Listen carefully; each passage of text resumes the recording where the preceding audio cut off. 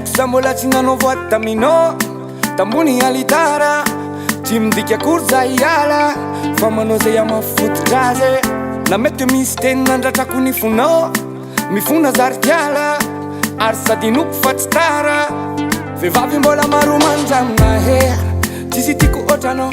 tsy mila mailomalo anao ataovatranao zahe ny foko efa nomeko anao iny dianjaka otsika omandraiky zahy tena marine tiako mitsy ho hitanao ny sarine raha ny atampoko no tianao fatarine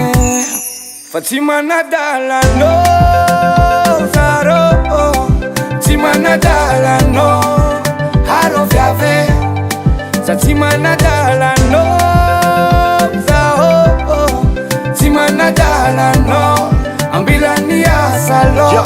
atokisa zaho na tsy isan'andro aza miteny anao ety ny atao-poko tsisy afatsy toerana ho andry tsy misy akoatranao zany mihitsy fa matoky satria royal naboty be ny aty na de tsy fombako ny manome voninkazo de ty androany mba omeko anao ndrozy efa iovy sama beby fa andraso de ôky zay le cause endotsika anao pôzy fa tsy refiko letseo anilanao marary ny saiko refa anao io ny tsitako satroko ny fiainako ramba idiranao tsy anao manjandrindra fa enao mihitsy ny tipako ok katony olony fonao de sakafo le pake peratra no mifono ao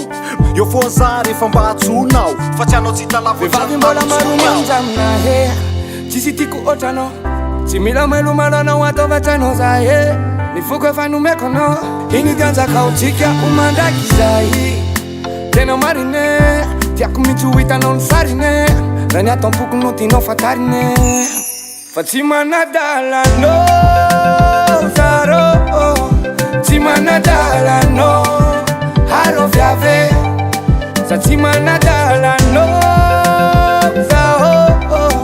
tsy manadalanao ambilany asalo atokisa zaho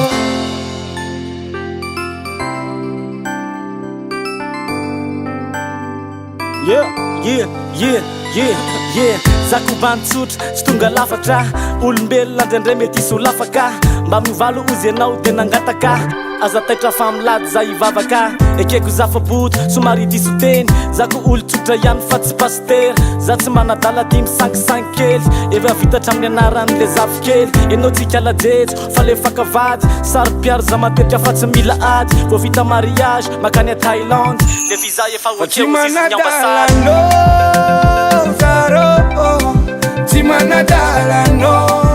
haro viave za tsy manadalanao zaho tsy manadalanao ambilany asalo fa tsy manadalanao